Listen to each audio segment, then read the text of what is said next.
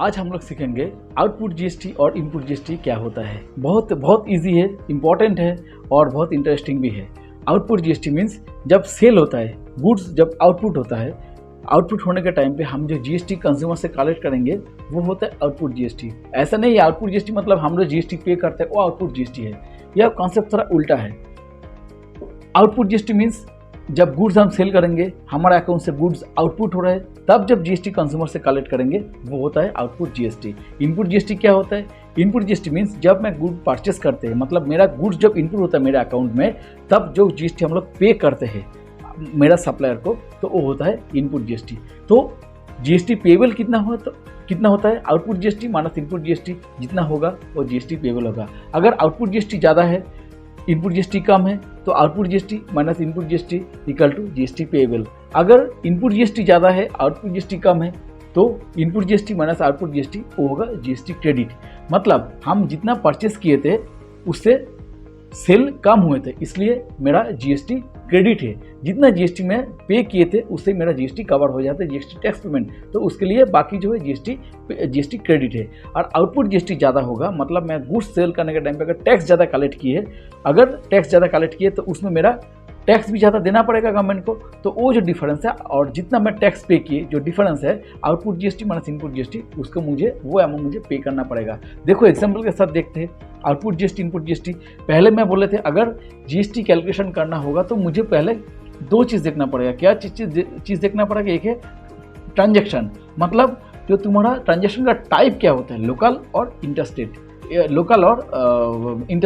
अगर local sales होगा मतलब इंटरस्टेट होगा, तो हम लोग जीएसटी को दो पार्ट में डिवाइड करेंगे, सीजीएसटी और एसजीएसटी। अगर इंटरस्टेट होगा तो उसको सिंगल पार्ट में रखेंगे, आईजीएसटी। तो यहाँ पे बहुत इंपॉर्टेंट है output GST. GST on sale is called output GST. Input GST, GST on purchase is called input GST.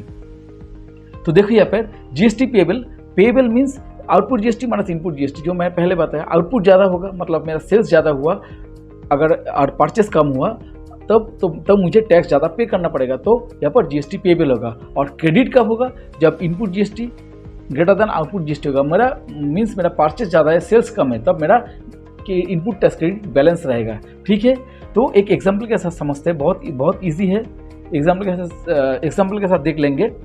तो सपोज सेल्स अमाउंट जो है 2 लाख का सेल्स अमाउंट है विद इन स्टेट। मैं पहले बोल दिया, पहले देखना पड़ेगा ये इंटरस्टेट या इंट्रास्टेट है। तो यहाँ पर with in state means intrastate है, तो यहाँ पे purchase amount with in state है 1,50,000, जीएसटी रेट 9% और एसजीएसटी रेट 9%। तो यहाँ पे देखो क्या होगा, तो परचेस सेल्स अमाउंट कितने हैं? 2 लाख। तो 2 लाख के ऊपर सीजीएसटी 9% रेट कितना होगा?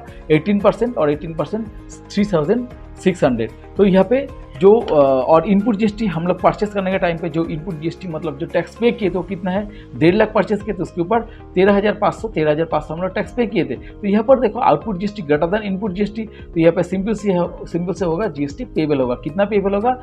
जस्ट डिफरेंस होगा 4,500, सीजीएसटी 4,500, टोटल हम लोग 9,000 यहाँ पे पे करेंगे।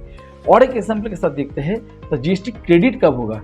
देखो सेल्स अमाउंट यहाँ पर है 1.5 लाख और परचेस अमाउंट यहाँ पे 2 लाख। यहाँ पर देखो परचेस अमाउंट ज़्यादा है, तो यहाँ पर इनपुट टैक्स भी ज़्यादा मुझे देना पड़ेगा। तो यहाँ पे देखो परचेस अमाउंट यहाँ पर है, आउटपुट जीएसटी 1.5 लाख के ऊपर है 9% का रेट से 13,500। तो इनपुट जीएसटी कितना होगा? 2 लाख के ऊपर 18,000 18,000। तो यहाँ पे क्या होगा, दोनों का जो डिफरेंस होगा यहाँ पर हम लोग उसको वो हमारा बैलेंस में रहेगा। ठीक है, यहाँ पर input GST greater than output GST है। ठीक है, ये बहुत सिंपल सी सब है।